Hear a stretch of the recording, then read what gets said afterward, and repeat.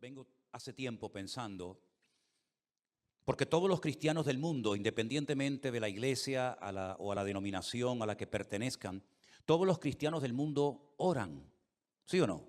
Todos oran, unos más, otros menos, mejor o peor, pero todos los cristianos de todas las iglesias del mundo oran. Algunos, para ellos la oración es solamente pedir, pedir y pedir. Y si no tienen nada que pedir o si no tienen un problema, no oran, porque para ellos solamente la oración es pedir. Otros han descubierto que la oración no solamente sirve para pedir, sino también para dar gracias, para alabar a Dios, para tener comunión con nuestro Dios. Y hay centenares de versículos que nos hablan acerca de la importancia de la oración. Y yo algo que les pediría que hicieran, no sé cuántos se van a animar a hacer esto, pero los que tienen tiempo libre o los que les interesa el tema, ¿por qué no buscan en la Biblia oraciones? Oraciones de hombres, oraciones de mujeres, oraciones que se hicieron en momentos puntuales y que se obtuvo un resultado tremendo. Hay oraciones preciosas, preciosas. Por ejemplo, la oración de Daniel en Babilonia, una oración espectacular. La oración, por ejemplo, que elevó el pueblo de Dios en momentos de urgencia nacional en los tiempos de la reina Esther. La oración que se elevó cuando Pedro estaba en la cárcel, ¿verdad? El día anterior habían matado a uno de los pastores de la iglesia, Santiago. La oración de Esdras, de Nehemías, oraciones realmente tremendas, de las cuales se puede aprender mucho también para orar cada vez con más efectividad. Y el Señor Jesucristo en el Sermón del Monte le dio una importancia tremenda a la oración, hasta el punto que Él nos enseñó una especie de oración modelo, que es el famoso Padre Nuestro, sobre la que podemos edificar nuestras oraciones personales, ¿verdad? ¿Qué decir de los salmos? Los salmos son muchas veces oraciones cantadas o simplemente oraciones que se elevaban en momentos de angustia, de desesperación, de persecución, de terror, de enfermedad. Y hay un versículo que dice que la oración eficaz del justo puede mucho. Recuerden esa palabra, eficaz. Algunos citan el versículo, pero se olvidan de esta palabra, que es la clave. Porque el texto no dice que la oración del justo puede mucho. El texto dice, si lo queremos citar como dice la palabra, la oración eficaz del justo puede mucho. Luego nos da a entender la Escritura que hay oraciones que no salen del techo. Oraciones que no son eficaces, porque no reúnen las condiciones, no tienen los ingredientes bíblicos para que sea una oración efectiva y poderosa y que obtenga resultados. Porque no solamente nos alegra saber que nuestro Dios, cuando oramos, nos escucha, nos oye, sino que además nuestro Dios también responde a la oración que hemos hecho. Y esta es la confianza que tenemos en Él, que si pedimos alguna cosa conforme a su voluntad, Él nos oye. Y si nos oye, sabemos que tenemos las peticiones que le hayamos hecho, ¿verdad? También dice la Biblia, y ustedes conocen esa palabra que dice, no reciben porque piden mal. Luego hay una forma de pedir, pero mal. Y entonces, como es una forma de pedir incorrecta, no recibe respuesta, no recibe resultados. Lo bueno de la oración es que se puede hacer en cualquier lugar, a cualquier hora y en cualquier postura. Por ejemplo, es curioso notar que cuando fue derramado el Espíritu Santo en el día de Pentecostés, Hechos capítulo 2, estaban orando juntos, sentados. Curioso, ¿verdad? Uno se imagina que estarían seguramente de rodillas o tal vez de pie. No, dice, estaban sentados. Luego vemos que se puede orar sentado. Y se puede orar de pie. Y se puede orar postrado en una cama. Y se puede orar en cualquier postura. Y Dios escucha la oración de la persona que lo hace.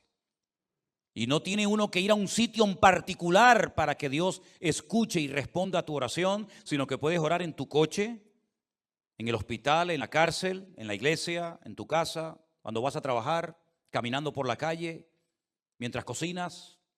La oración se puede hacer de cualquier postura y en cualquier lugar y a cualquier hora.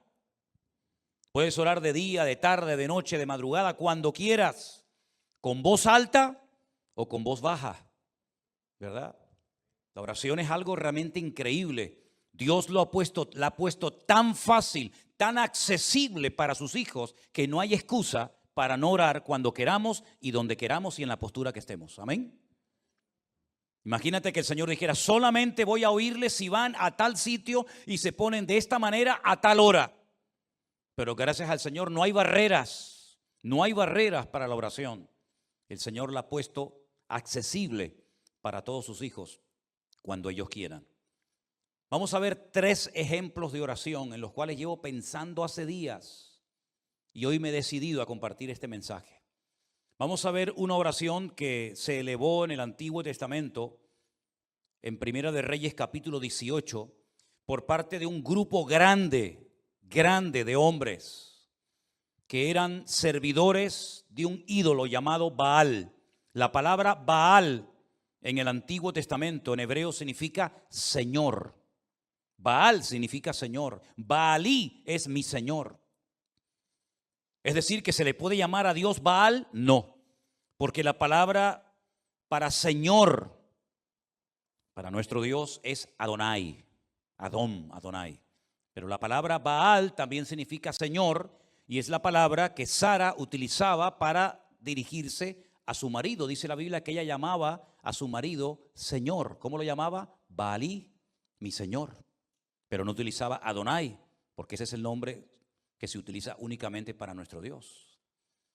Y estos hombres oraban y hacían una serie de cosas que aparentemente eran muy llamativas, pero no eran oraciones eficaces. No obtuvieron resultado. Es más, hicieron el ridículo, pero ni aún así reconocieron que se estaban equivocando en su forma de orar y a quién dirigían sus oraciones. Primera de Reyes capítulo 18, encontramos a Elías en una cordillera montañosa al norte de Israel, cerca de la costa llamada la cordillera o el Monte Carmelo, donde hoy en día hay un mirador muy bonito al cual me gusta llevar a los hermanos cuando van a visitar a Israel, porque desde una azotea hay una panorámica espectacular. Yo creo que es una de las visiones más hermosas del mundo. Es el Valle de Meguido, donde se va a llevar a cabo la famosa batalla de Armagedón. Y es una visión tremenda porque desde esa azotea puedes explicar casi 3/4 partes de la Biblia. Allí dices, mira, allí se produjo la muerte de Saúl y de sus hijos por mano de los filisteos. En aquel monte fue la transfiguración del Señor Jesucristo cuando se apareció Moisés y Elías. Mira, ¿ves allí? Allí fue donde peleó Débora, Barak, Sísara en la batalla, ¿verdad? Mira, ¿ves aquello? Aquel es el famoso monte Hermón, allá a lo lejos, que menciona el Salmo 133. Y puedes explicar muchas cosas de la Biblia. Y por supuesto cosas que van a ocurrir en el libro del Apocalipsis, según se nos relata. Y en ese monte, Elías convocó a todo el liderazgo del culto falso a Baal. Y oraban de tal manera que sorprende mucho lo que ellos hacían. Vamos a leer a partir del versículo 26. Primera de Reyes 18, 26. Ellos tomaron el buey que les fue dado y lo prepararon. E invocaron el nombre de Baal desde la mañana hasta el mediodía, diciendo, Baal, respóndenos. Pero no había voz ni quien respondiese. Entre tanto, ellos andaban saltando cerca del altar que habían hecho. Todos conocemos la historia. Elías le dijo, orad, clamad, invocad a vuestro Dios. Y si vuestro Dios es el verdadero, que responda por fuego, que lo demuestre. Y después yo oraré a mi Dios. Y si Él responde por fuego, entonces mi Dios es el verdadero. Ellos creían, estaban sinceramente equivocados. Ellos creían que si invocaban, si gritaban a Baal, Baal respondería por fuego. Y de hecho lo hicieron. Ellos no dijeron, no vamos a jugar a esto. porque vamos a hacer el ridículo. Déjalo. No, ellos creían que Baal les respondería. No hay nada peor que una fe equivocada. No hay nada peor que una fe puesta donde no se tiene que haber puesto. Ellos clamaron desde la mañana hasta el mediodía, y aconteció que al mediodía, versículo 27, Elías se burlaba de ellos. Y les decía, gritad, gritad en alta voz, porque Dios es. Quizá está meditando, o tiene algún trabajo, o va de camino, tal vez duerme y hay que despertarle. ¿Qué sentido del humor tenía Elías, metiéndose, burlándose con ellos? Pero ellos seguían totalmente convencidos de que allí Baal respondería a su oración. Y entonces ellos clamaban a grandes voces, como si levantando el volumen su Dios los iba a escuchar más. Y se sajaban con cuchillos y con lancetas, conforme a su costumbre. Se hacían cortes, se abrían la piel hasta chorrear la sangre sobre ellos. Bueno, vamos a añadirle, a las danzas, vamos a añadirle gritos, vamos a añadirle sangre, a ver si de esa manera sacudimos el trono de Baal y responde. Pasó el mediodía y ellos siguieron gritando frenéticamente hasta la hora de ofrecerse el sacrificio, pero no hubo ninguna voz, ni quien respondiese, ni escuchase. ¿Qué les parece? Ellos estaban totalmente convencidos de que sus gritos, todo lo que hacían, iba a demostrar que el verdadero Dios en Israel era Baal. Pero se equivocaron rotundamente, hicieron el ridículo. Y ese día en aquella cordillera, cuando el Señor respondió a la breve oración, sencilla y corta oración de Elías, que se tarda muy poco en hacerla, Elías aprovechó la oportunidad, la ocasión, para demostrarle al pueblo de Israel que el verdadero Dios era el Dios de Abraham, de Isaac y de Jacob. Y los degolló, a todos los degolló en aquel monte. Tremendo, ¿verdad? Dios respondió a la oración de su pueblo. Tenemos una oración muy breve, más que una oración, es como casi una especie de acción de gracias. Y es la que encontramos en el Evangelio de Juan capítulo 11.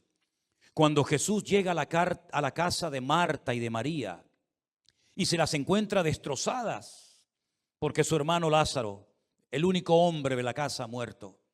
Y el presente y el futuro de Marta y de María es terrible. Y no solamente porque tienen miedo, digamos, a su vida económica, sino que además,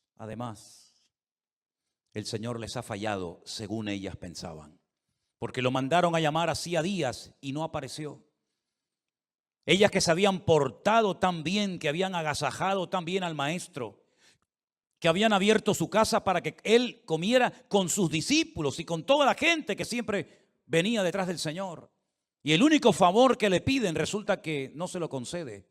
Y cuando el Señor llega tarde desde el punto de vista de estas hermanas, le dicen, si hubieras estado aquí, nuestro hermano no habría muerto. Ya es tarde, ya no hay nada que hacer. Pero el Señor le dice, el que cree en mí, aunque esté muerto, vivirá. Porque yo soy la resurrección y la vida. Y tu hermano resucitará. Cuando llegan al cementerio, el Señor dice en el verso 39, quitad la piedra. Quitad la piedra. Marta, la hermana del que había muerto, le dijo, Señor, hiede ya, porque es de 4 días. Jesús le dijo, ¿no te he dicho que si crees verás la gloria de Dios? Entonces quitaron la piedra donde había sido puesto el muerto, y Jesús, alzando los ojos a lo alto, dijo, ¿cuánto se tarda en repetir, en hacer esta oración? Padre, gracias te doy por haberme oído. Nada. Aquellos estuvieron gritando desde la mañana hasta el mediodía. Hicieron el ridículo. Jesús dice, Padre, gracias te doy por haberme oído. Yo sabía que siempre me oyes, lo sabía, pero lo dije por causa de la multitud que está alrededor, para que crean que tú me has enviado. Y habiendo dicho esto, clamó a gran voz y dijo, Lázaro, sal fuera. Y el que había muerto salió atada las manos y los pies con vendas y el rostro envuelto en un sudario. Y Jesús dijo: desatadle y dejadle ir. Sin espavientos, sin show, sin crear un espectáculo que podía haberlo hecho, de la forma más sencilla, simplemente dando gracias al Padre, un muerto que hacía 4 días que estaba allí dentro metido, salió caminando, saltando por su propio pie. Algo tienen estas dos oraciones que hemos visto, que es lo que podríamos llamar o clasificar como oraciones eficaces. Los otros no obtuvieron resultados. Los otros perdieron el tiempo. Elías con una breve oración y Jesús simplemente dando gracias obtuvo más que 450 hombres haciéndose daño, gritando como locos y haciendo un espectáculo que fue un auténtico ridículo y que no sirvió absolutamente para nada. Pero una de las oraciones que más me ha llamado a mí la atención es la que hace una mujer. Una mujer que lo lleva pasando muy mal hace años. Y yo he estado esta semana leyendo y estudiando palabra por palabra. Lo he leído en español, lo he leído en hebreo. He consultado 4, 5, 6 o 7 versiones diferentes. Y he disfrutado muchísimo de la oración de Ana en 1 Samuel capítulo 1. Vamos a leer esta historia, por favor. 1 Samuel capítulo 1, verso 1 dice que había un hombre, un varón de Ramataín de Sofín, en el monte de Efraín, que se llamaba Elcana. Era hijo de Jeroboam, de Eliú, de Tohu, de Suf, Efrateo. Él menciona a todos sus antepasados. Y este hombre tenía 2 mujeres. Y la primera pregunta que surge es: ¿cómo es posible que un creyente ya a estas alturas de la vida, sabiendo lo que la Torá enseñaba y sabiendo que Dios creó a un hombre para una mujer y a una mujer para un hombre, cómo es posible que a estas alturas de la historia de Israel todavía haya personas que tengan varias esposas, en este caso 2? La poligamia en aquellos tiempos estaba muy arraigada a las culturas. Era muy normal que un hombre tuviera varias mujeres. Incluso Elcana, que era un adorador del Dios vivo y verdadero, no se conformaba con una, sino con 2. Luego también tenía 2 suegras, no solamente 2 esposas. El nombre de una era Ana y el nombre de la otra Penina. Y Penina tenía hijos, mas Ana no los tenía. Ahora, había una costumbre que cuando un hombre tenía varias esposas, a una la tenía única y exclusivamente para presumir de lo hermosa que era, y a las otras las tenía para parir hijos, para que de esta manera, digamos, que se pudiera conservar mejor físicamente. Pero también en la cultura de la época, una mujer estéril, una mujer que no podía dar a luz hijos, en aquella época se consideraba una maldición, porque Dios es el dador de la vida y es el que impide, o el que ellos creían que impedía, que una mujer fuera estéril. Pero Ana, como buena creyente que era, sabía que en el pasado mujeres estériles como ella habían sido sanadas milagrosamente por el poder de Dios. Y la primera mujer que seguramente Ana tenía en su mente era la matriarca Sara, la esposa del patriarca Abraham, que siendo estéril y de avanzada edad, el Señor la visitó y tuvo a un hijo llamado Risa o Isaac. Y no solamente ella pensaba en Sara, sino después pensaba seguramente también en la esposa con la que se casó Isaac, que por cierto también fue estéril, Rebeca. Pero el Señor, dice la Biblia, que la sanó cuando su marido oró por ella. Y después quedó embarazada de 2 hijos, gemelos, Jacob y Esaú. Y curiosamente, la tercera generación, Raquel, también es una mujer estéril, pero era la mujer que Jacob amaba con toda su alma y con todo su corazón. Y Dios la sanó y tuvo 2 hijos de ella, José y Benjamín, y murió en el parto de uno de ellos. Así que ella sabía perfectamente que si Dios quería, la podía sanar, como sanó a estas 3 mujeres y como sanó a la madre de Sansón, y probablemente alguna otra mujer que ni siquiera mencione en la Biblia. Ahora, lo interesante de la historia es que todos los años, versículo 3, aquel varón, es decir, Elcana, subía de su ciudad para adorar y ofrecer sacrificios al Señor de los ejércitos en Shilo. En aquel tiempo el tabernáculo estaba en aquel lugar llamado Shilo, donde estuvo muchísimos años. Y allí había los hijos de Elí, que era el sacerdote de la época, hijos que se llamaban Ofni y Fines, o Pinjas, como se dice en hebreo, que eran sacerdotes de Dios. Cuando llegaba el día en el que Elcana ofrecía el sacrificio, le daba a Penina su mujer y a todos sus hijos y a todas sus hijas, a cada uno su parte. Pero a Ana, aunque Jehová no le había dado, a Ana le daba una parte escogida porque amaba a Ana, aunque el Señor no le había concebido tener hijos. Y su rival, Penina, escuchen, la irritaba, la enojaba y la entristecía, porque el Señor no le había concedido tener hijos. Todos los años la misma historia. Todos los años, cada vez que se trasladaban de su ciudad a Shilo para adorar al Señor y presentar los sacrificios correspondientes, porque todavía no existía el templo de Jerusalén, todos los años la misma historia. La otra se reía, enfadaba, se burlaba, pinchaba, irritaba a Ana. Todos los años la misma canción. ¿Cuántos años estuvo así? No lo sabemos. Pero dice que lo hacía cada año cuando subían a la casa de Dios, la irritaba así, por lo cual Ana lloraba y no comía. Alguien diría hoy en día que estaba en depresión. Todo el día llorando y sin ganas de comer, depresión seguro. Y ahora resulta que el cabeza del hogar, el responsable de la vida de ese hogar, su marido, Elcana, le hace varias preguntas a su esposa. La primera, ¿por qué lloras? ¿Por qué no comes? ¿Y por qué está afligido tu corazón? No se entera de nada. ¿Tú no sabes por qué llora tu mujer? ¿Tú no sabes por qué está sin ganas de comer? ¿Tú no sabes por qué lo pasa mal? Como si fuera algo imposible de conocer. Si es un secreto a voces. Tu mujer lo está pasando mal y tú no haces nada para ayudarla. Tú no oras por ella. Dice la Biblia que Isaac oró por su mujer y Dios la sanó. Pero Elcana tiene un problemón en la familia, en el hogar, y no sabe cómo resolverlo.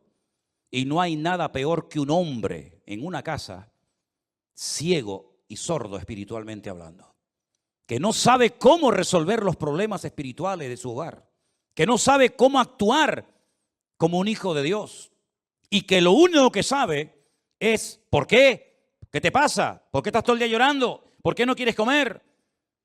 Dice, ¿por qué está afligido tu corazón? ¿No soy yo mejor que 10 hijos? Pues no, sinceramente no. Tú no eres mejor que 10 hijos. Todos los años la misma situación. Una mujer creyente que lo está pasando mal, que tiene un marido que es un cero a la izquierda, que no se entera de nada y que encima venga a preguntar y venga a preguntar y venga a preguntar, pero no hace absolutamente nada para cambiar la situación.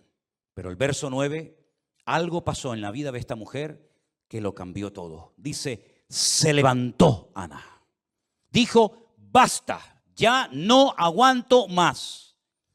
Voy a salir de mi círculo vicioso, de lloriqueo, de lamento, de enfado, de desánimo. Y dijo, basta, me levanto y voy a hacer lo que tengo que hacer hace muchos años. Se levantó después que hubo comido y bebido en Silo. Y mientras el sacerdote Elí estaba sentado en una silla junto a un pilar del templo del Señor, ella con amargura de alma oró al Señor y lloró abundantemente. ¿Cuántos dicen amén? Está mal, lo está pasando mal, pero ha dicho basta. ¿No dice la Biblia, ya es hora de levantarnos del sueño? ¿Sí o no? Levántate tú que duermes y te alumbrará Cristo. Todos los años lo mismo. La otra pinchándote, burlándose de ti, riéndose de ti, haciéndote la burla, pasándolo mal. Y cuando llegas a tu casa, después de haber llorado, después de no haber comido, tienes que esperar otra vez la misma canción el próximo año. ¿Y cuántos creyentes, por no rebelarse contra su actitud o contra su situación o su círculo vicioso, llevan años arrastrando una pena, una atadura espiritual, o llámalo como quieras, y la situación no cambia, siempre lo mismo, siempre lo mismo. Cuando no lloras, no comes. Cuando no comes, no lloras. Y cuando lloras, no quieres vivir. Y cuando no quieres vivir, y es algo que te tiene como atrapado, te tiene como un esclavo. Reconoces tu necesidad, eres una persona creyente, lees la palabra de Dios, vienes a la iglesia, pero siempre estás con lo mismo. Y Ana dice que se levantó, y ese se levantó indica, basta ya, estoy harta de esto. No voy a seguir toda la vida llorando y lamentándome porque no he sacado nada y se me está yendo la vida. Y lo que yo quiero es que Dios tenga misericordia de mí y me ayude, porque con mi marido no se puede contar para nada, y con el sacerdote Elí menos todavía. Aquí el único que me puede ayudar y levantarme y cambiar la vida es mi Dios. Y a Él voy a clamar, y a Él voy a orar, y voy a deshogarme delante del Señor. Y si Dios no me responde, pues por lo menos lo intenté. La historia sigue diciéndonos que hizo un voto. Hizo un voto, una promesa. Le dijo a Dios, Dios de los ejércitos, si tú te dignares mirar a la aflicción de tu sierva, y te acordares de mí, y no te olvidares de tu sierva, sino que me dieres un hijo varón, yo lo dedicaré al Señor todos los días de su vida, y no pasará navaja sobre su cabeza. Ese era un voto de nazareo, una persona consagrada solamente para el Señor. Mientras ella oraba largamente delante del Señor, Elí la estaba observando y veía que se le movía la boca. Pero Ana hablaba en su corazón. Solamente se movían sus labios y su voz no se oía. Y Elí la tuvo por ebria. Tiene menos discernimiento que un mosquito este hombre. Si el marido era un inútil con el cual no se podía contar para nada, con Elí menos todavía. Porque supuestamente este es el hombre de Dios.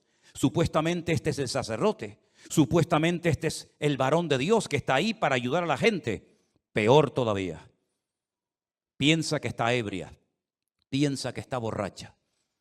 No grita frenéticamente como aquellos en el Monte Carmelo.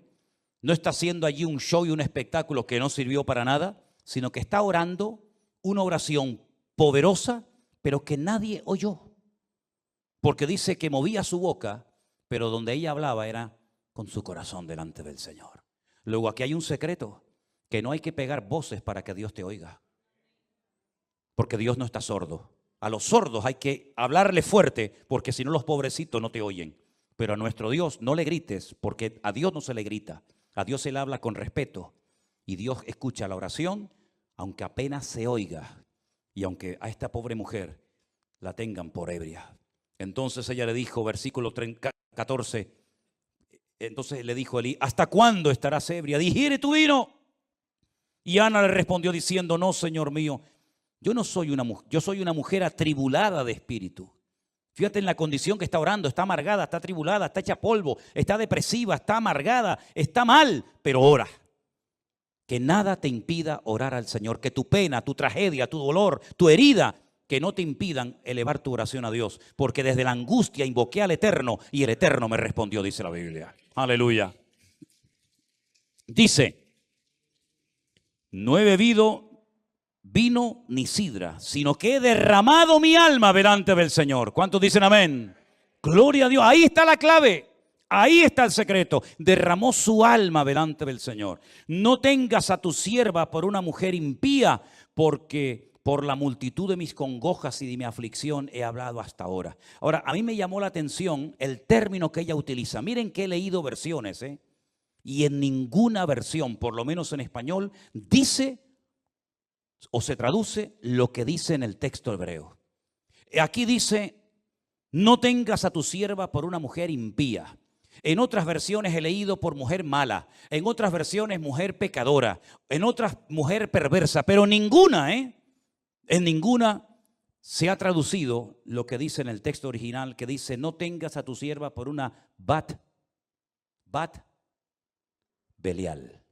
La palabra bat en hebreo significa hija, y Belial es un nombre que recibe Satanás en la Biblia. ¿Dónde lo encontramos en el Nuevo Testamento? No os unáis en yugo desigual, porque ¿qué comunión tiene la luz con las tinieblas? ¿O qué comunión tiene Cristo con Belial, con Satanás? Ella está diciendo: yo no soy una hija de Satanás. Aquí lo han traducido por mujer impía, pero realmente dice: yo no soy una hija de Satanás. Y entonces él le responde: ve en paz, y el Dios de Israel te otorgue la petición que has hecho. Aquí hay algo muy interesante que tengo que parar un momentito para explicarlo. Ella dice: yo no soy una bat Belial, yo no soy una hija de Satanás. Pero pasen la página y en el capítulo 3, capítulo 2, versículo 12, 2, versículo 12, los hijos de Elí eran hombres impíos.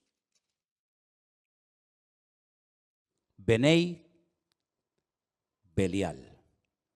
Tus hijos sí que son hijos de Satanás, pero yo no soy una hija de Satanás. Aquí le manda un mensaje subliminal al sacerdote diciendo: tú a mí me confundes, tú a mí me tomas por una hija de Satanás. Los hijos de Satanás son tus hijos, que lo dice aquí en el capítulo 2, versículo 12. Los hijos de Elí eran hijos de Satanás y no tenían conocimiento del Señor. Me impactó mucho, por lo menos a mí, mientras estudiaba y preparaba este mensaje para el día de hoy. En el peor momento de la historia de Israel, cuando hay una corrupción moral y espiritual sin precedentes, esta mujer se pone en pie y dice: basta. Cuando el sacerdocio es un desastre, incluso dice la Biblia que había en aquella época, en aquella generación, falta de conocimiento del Señor y escaseaba la palabra, dice otro texto.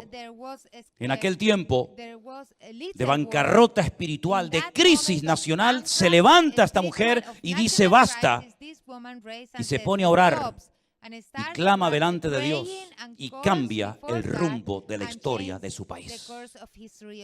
Porque algo que Dios ha hecho a lo largo de la historia es, en el peor momento político, económico y espiritual de un pueblo, es cuando Dios levanta a un Salvador, a alguien, para que marque una diferencia y le indique al pueblo de Dios por dónde tiene que ir y por dónde no tiene que ir. Lo hizo en Egipto.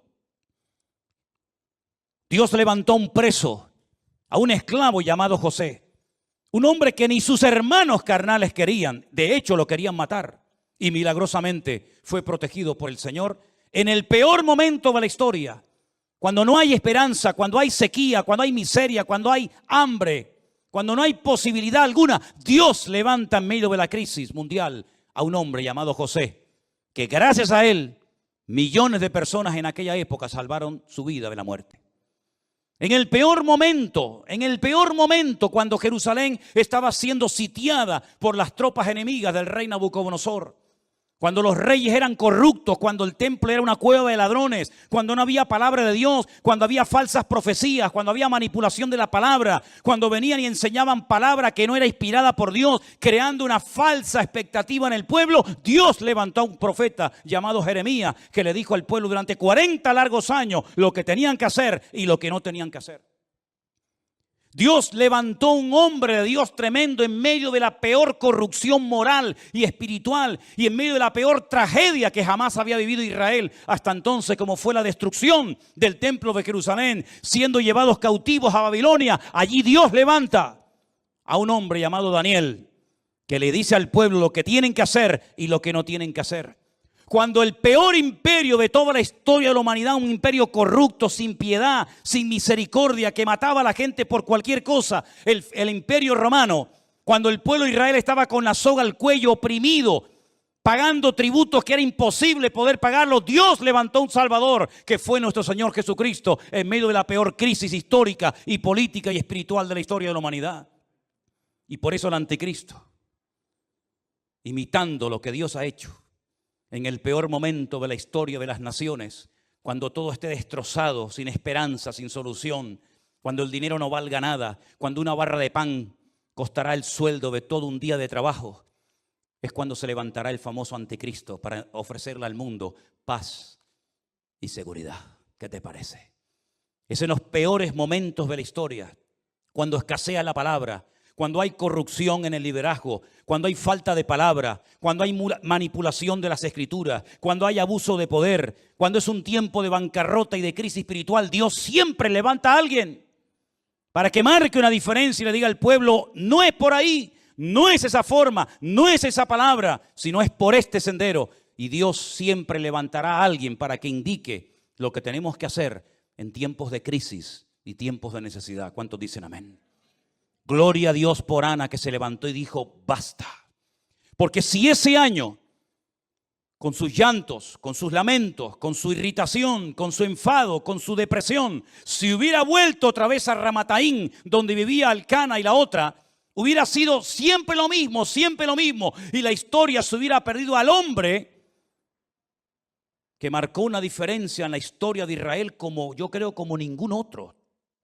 Porque es verdad que Samuel no hizo los grandes milagros de aquellos profetas como Elías y Eliseo. Nunca hizo flotar hachas que se habían hundido en el río y las hacía flotar como si fueran corcho.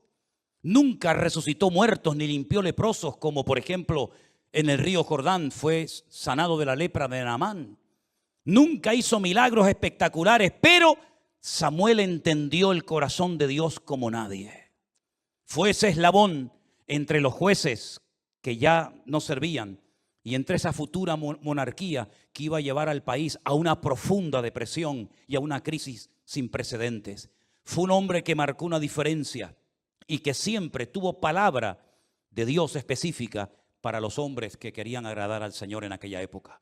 Fue el que preparó a muchos profetas que luego ayudaron a los reyes, ¿verdad? Como consejeros en el palacio, aquella escuela de profetas que estaba, por ejemplo, en Jericó. La historia se hubiera perdido a un gran varón de Dios si aquella mujer no hubiera dicho, basta, basta del llanto, basta de lamento, basta. No dependas de ningún hombre, no dependas de nada ni de nadie, depende solamente de Dios, hermano y hermana. Mientras dependas de alguien, eres esclavo de ese alguien.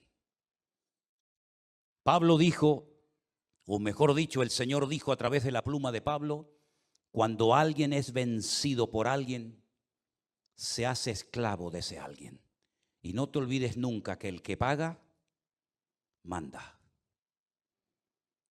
Y a nosotros quien nos paga y quien nos sustenta es el Señor, es mi pastor y nada me faltará.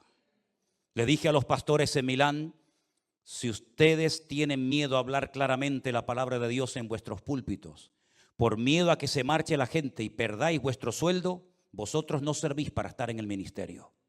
A este nivel de mensaje les estuve predicando a los pastores el otro día. No sé si alguna vez me volverán a invitar, pero me da exactamente igual. Mientras dependamos de algo o de alguien, cuando ese algo o alguien nos falle, nuestra vida será un desastre. ¿Cuántos años dependió Ana de Elcana? Le solucionó los problemas reales Elcana a su mujer Ana. Lo único que le daba era, bueno, de vez en cuando le tiraba un hueso, ¿no? Dice que de vez en cuando le daba una parte escogida. Toma, Ana, para que te conformes un poquito ahí de comida. Pero el problema real nunca supo solucionarlo, porque un hombre que no es de Dios no puede ser tu guía y tu sustentador y la persona que te cubra espiritualmente hablando. Elcana era un religioso que iba todos los años a Shilo a adorar a Dios, pero nunca supo solucionar el problema que tenía en su casa, que era una mujer deprimida. ¿Y por qué no supo solucionarlo? Porque las personas que no tienen una íntima comunión con Dios son ciegos, son torpes y no saben cómo resolver algo porque no tienen las herramientas espirituales para poder solucionarlo. Ella dijo, yo no voy a depender de mi marido, yo no voy a depender del sacerdote Elí, ni de sus hijos que son un desastre, yo voy a clamar a mi Dios. Y clamó de una forma tan diferente, clamó de una forma tan profunda que no tenía fuerzas ni para abrir la boca. Pero el Señor oyó su clamor y al año siguiente Ana tuvo a un gran gigante de la fe llamado Shemuel, que significa aquel que oye o que fue oído por nuestro Dios. ¿Cuántos dicen amén? No sé cuál es tu necesidad, no sé cómo es la situación espiritual de tu hogar, pero lo que sí sé es que el Dios que oyó el clamor de Ana es nuestro Dios. Y cuando estés en crisis, cuando estés en necesidad y en angustia, hagamos lo que nos dijo el Señor Jesucristo. Entra en tu aposento, cierra la puerta y tu Padre que te ve en lo secreto te recompensará en público. Eso fue lo que hizo Ana. El marido hacía todo para que la gente lo viera. El cordero, la cabra, el buey, el sacrificio, siempre era todo a la vista de los demás. Pero esta mujer descubrió el secreto de estar en intimidad con Dios, en la privacidad con Dios. Nadie oyó su oración. Es más, aquel que tenía que apoyarla espiritualmente hablando, la tuvo por ebria. Y le tiene que dar una explicación ella al sacerdote, en vez del sacerdote ministrarle a ella. Pero es que así era aquella época. Falta de conocimiento.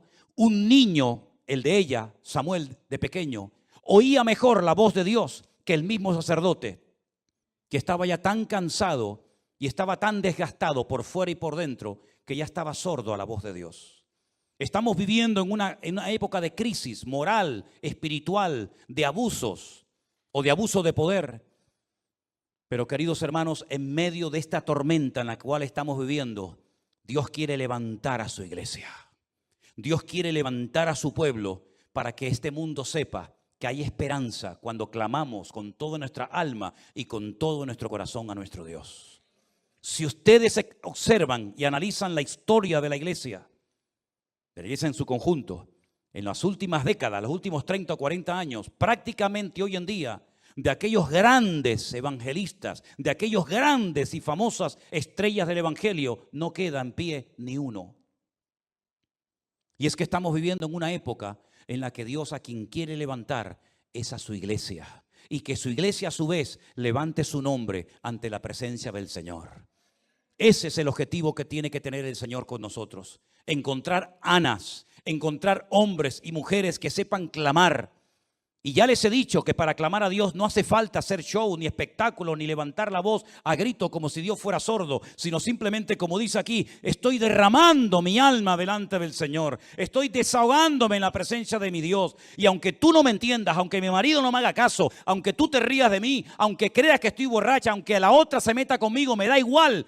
Ella salió de su círculo vicioso y puso su mirada única y exclusivamente en Dios. Y dice la Biblia: si habéis resucitado con Cristo, poned la mira en las cosas de arriba, no en las de la tierra, porque allí es donde está la respuesta a todas nuestras necesidades y peticiones en el nombre del Señor. ¿Cuántos dicen amén? Cierra tus ojos en esta noche ahí donde estás, mi querido hermano. Es tiempo de levantarnos y actuar. Es tiempo de rebelarnos en contra de toda opresión diabólica. Es tiempo de cambios. Es tiempo de que la iglesia se levante como el gigante de Dios en la tierra y haga retroceder a las mentiras que el diablo ha esparcido por las naciones de la tierra. Es tiempo de que le permitamos al Señor a través de nuestras oraciones resolver los problemas y las dificultades del mundo. Porque la iglesia ha sido llamada para ser sal y para ser luz. Y cuando la sal se desvanece y cuando la luz se apaga, el mundo va a la deriva, al caos, a la anarquía total y absoluta. Pero recuerda siempre que en los peores momentos de la historia Dios siempre tuvo ahí a un Abraham, a un Moisés, a un José, a un David. Recuerda siempre que en lo peor, Dios tenía un Noé a través del cual se salvó la humanidad. Y recuerda que en los últimos tiempos la maldad se va a multiplicar, el pecado va a ir como caballo desbocado, pero en medio de ese caos y de ese desorden, el Señor va a levantar a su pueblo, a su remanente, a los que se dejen tratar y cambiar por Dios. Pídele al Señor que te levante para su honra y su gloria. Pídele al Señor que en esta generación perversa y maligna en la cual nos ha tocado vivir, podamos, con la ayuda de nuestro Dios, marcar una diferencia. Cierra tus ojos ahí donde estás y vamos a orar a nuestro Dios. Aleluya.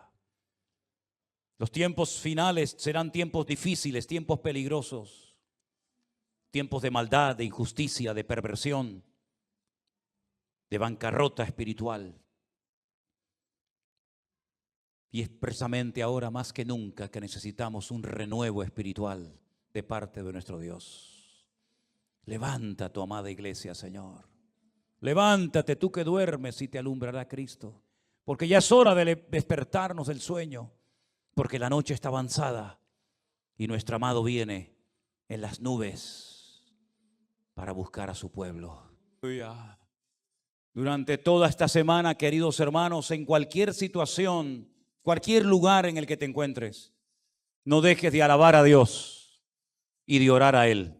Porque hemos visto en esta noche solamente un ejemplo de cómo una mujer quebrantada, destrozada, desanimada, pasándolo muy mal, se levantó y cambió el rumbo de la historia porque oró y clamó al Señor. Y el Dios de Ana es nuestro Dios. Su poder no ha menguado, su palabra es la misma, pero busca hombres y mujeres que le alaben, que le adoren y que verdaderamente sean capaces de ponerse firmes en el Señor y clamar a Él con toda su alma y con todo su corazón. Vamos a tener esta semana muchas oportunidades para demostrarle a nuestro Dios lo que hemos aprendido en esta noche. Aprovéchelas. Aproveche mañana, lunes, martes, miércoles, toda la semana en su trabajo, en su escuela, en su familia, toda oportunidad que tenga para alabar a Dios, para clamar a Dios. No recurras al lloriqueo, no recurras al lamento, no recurras a la queja. Cada vez que venga algo que no entiendas, cada vez que venga una circunstancia difícil, como dice aquí, que te irrite, que te enoje, que te entristezca, alaba a Dios. Ponte a orar, alaba a Dios, alaba al Señor, ponte a orar y vas a ver resultados, porque eso es lo que Dios quiere hacer en nuestra vida. Si no hubiera sido por esa situación terrible, Ana nunca se hubiera puesto en pie, jamás. Pero Ana llegó a un nivel en el que dijo, ya no aguanto más. A lo mejor tú todavía no has llegado ahí, ¿eh? A lo mejor diciendo, yo aguanto un poquito más, pues sigue aguantando. Pero cuando llegues al final y digas, ya no aguanto más, entonces es cuando Dios comenzará a sorprenderte, haciendo maravillas en la vida de todos y cada uno de ustedes. ¿Cuántos dicen amén? Gloria a Dios. Hoy sí queremos ya orar por Enrique y por Soraya, que se van ya esta semana para Estados Unidos. Yo quiero pedirles un segundito que suban adelante. Y quiero aprovechar también para pedirle a este hermanito de Perú con su mamá, que también suban adelante. Son hermanos, como dije el otro día, que vinieron expresamente desde Holanda para estar con nosotros estos días de culto. Y bueno, para ellos era como un sueño cumplido, ¿no? Una ilusión el poder estar aquí. Y estamos muy contentos de este esfuerzo tremendo que han hecho de poder estar con nosotros en estos días. Vamos a orar para que cuando se vayan a Holanda otra vez, donde ellos viven, se puedan ir con la bendición de Dios, contentos y agradecidos con el Señor por habernos permitido conocer personalmente. Vengan, hermanos, pónganse por aquí. Gracias al Señor. Gloria a Dios. ¿Quieren decir algunas palabras para despedirse? Porque hoy es el último culto que están ustedes, ¿no? Así que, hermano, aproveche.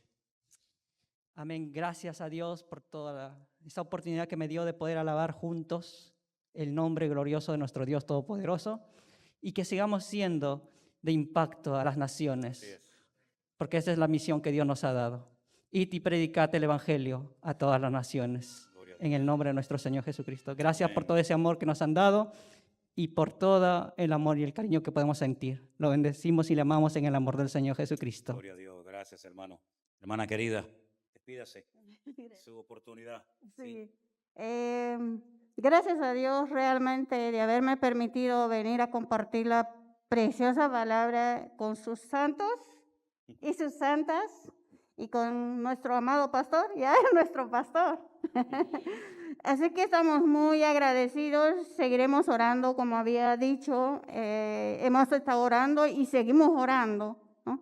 Muchísimas gracias a ustedes que puedan estar abiertos sus corazones de cada uno de ustedes para que sigan adorando, y no solo para ustedes eso, ¿no? Sino para todos los que están escuchando. Muchas gracias, pastor, muchas gracias, amada Elena, amada.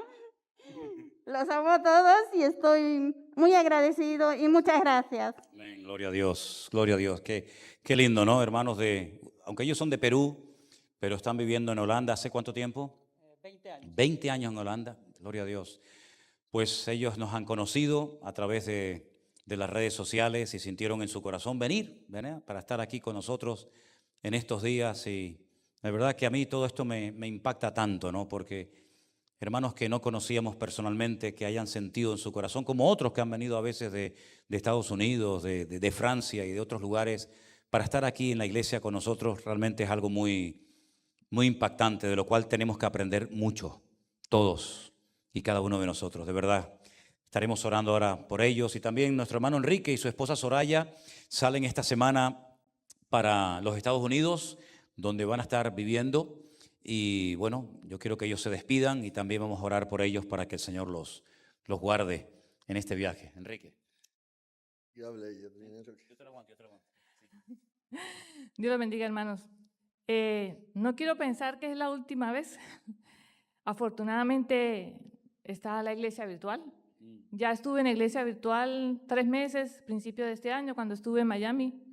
Es una iglesia muy organizada, muy ordenada. Se asiste al culto, pero también está la noche de oración, también está la noche de la vida cristiana, también está la noche en que la reunión que se hace con hombres y mujeres, entre parejas también. Entonces, no voy a llorar, no voy a llorar, porque sé que voy a poder estar con la iglesia a través de la iglesia virtual. Y también sé, pastor, y su señora esposa, la hermana Elena, sé que Dios mediante vamos a poder vernos en los meses de abril y mayo, tengo entendido, ¿no? Espero, mayo y junio, espero poderlos ver y ojalá nos vemos en Orlando y en Miami, si es posible. Gloria a Dios, así sea. Así sea, si es la voluntad de Dios, ¿verdad, Enrique? Sí, y la verdad que yo quisiera dar gracias a la familia pastoral, a todos, y a toda la iglesia por el acogimiento que hemos tenido aquí en la iglesia. No voy a decir nombres porque a lo mejor se queda uno detrás y después es el problema, ¿no? Y la verdad que nos hemos sentido muy bien, muy, ¿cómo decirlo? Han sido todos tan amables. Y en la oración, en la predica que estaba dando, en la enseñanza que estaba dando usted hoy, yo me acordaba de una oración muy grande que en la Biblia, que siempre mi esposa y yo la llevamos, como digo yo, pegada, que está en Primera de Crónicas, capítulo 4, versículo 10, que es la oración de Jabes. Y Jabes oraba al Señor y le decía: Señor, bendíceme y extiende mi territorio, y aparta de mí al enemigo para que no me dañare ni me hiriere, ¿no? Y el Señor lo bendijo y le concedió todo lo que él quería, ¿no? Entonces, nosotros cuando hemos hecho esa oración entendemos que ese extender nuestro territorio es adquirir conocimiento, sabiduría para poder llevar la palabra del Señor a cualquier parte del mundo, ¿no? Y ahí estamos. No me quiero despedir, quiero decirle un hasta luego, si puede ser. Me emociono mucho porque ha sido una estancia de 2 años muy buena. Ay, Señor, gloria a Dios. Vamos a orar en esta tarde por nuestros hermanos. Que el Señor les guarde, les bendiga, les use, donde quiera que se encuentren. Somos miembros de un solo cuerpo. Hay una sola iglesia. El Señor Jesucristo tiene una sola iglesia. Los hombres la dividen, le ponen nombres, le ponen títulos, pero el Señor tiene una sola iglesia. es su cuerpo, la cual ama, sustenta y cuida cada día. Y qué bueno formar parte de ese cuerpo de Cristo que es la iglesia, ¿verdad? Oramos por nuestros hermanos para que ellos en Holanda, nuestros hermanos ahora en Estados Unidos, podamos sentirnos en un mismo sentir.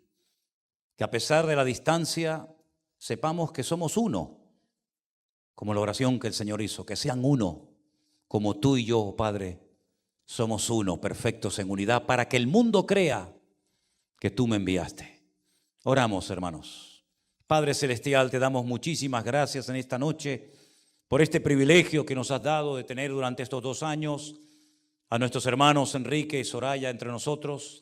Ahora pedimos que los guardes en esta nueva etapa de su vida, que tú los bendigas, que los protejas, que vayas delante de ellos abriendo camino y que tú, Señor, proveas todo lo necesario para que ellos puedan ubicarse en ese nuevo territorio donde te van a servir, te van a honrar. Y pido, Señor, que mantengamos el contacto y que la comunión contigo y con nosotros se mantenga intacta, Señor. Guárdalos, Señor, bendícelos en esta nueva etapa de sus vidas, con lo que se van a encontrar. Dale sabiduría, ve delante de ellos y allánales el camino y ensancha su territorio, Señor. Oh, gracias, Dios. También te pedimos por nuestros hermanos que han hecho un esfuerzo para estar estos pocos días entre nosotros. Este hermano con su madre, Señor, han venido de ese país donde llevan 20 años viviendo, pero donde nos han conocido a través de las redes sociales. Yo pido por ellos para que tú los guardes de regreso a sus hogares y puedan llevar, Señor, bendición, y puedan llevar tu palabra y que tú los uses donde quiera que se encuentren. Y tú los has traído y tú los llevarás con tu bendición siempre, Dios mío. Bendecimos a estos hermanos, los encomendamos a ti para que tú los cuides y los sostengas siempre, protegidos, bendecidos, arropados por tu amor cada día, Señor. Gracias por sus vidas. A ti te daremos siempre la gloria y la honra por formar parte de tu gran familia, del cuerpo de Cristo que es tu amada iglesia. En el nombre bendito de Jesús. Amén y amén. Damos ese fuerte aplauso a nuestro Dios. Aleluya. Gloria a Dios. Y hermanos, aprovechen para despedirse de los hermanos que van a Estados Unidos, de los hermanos que se van a Holanda. Aprovechen para acercarse a ellos, para saludarlos y sigamos orando nosotros por ellos y ustedes por nosotros. Y juntos caminaremos y avanzaremos en la obra del Señor. Dios les bendiga a todos. Están despedidos en el nombre del Señor.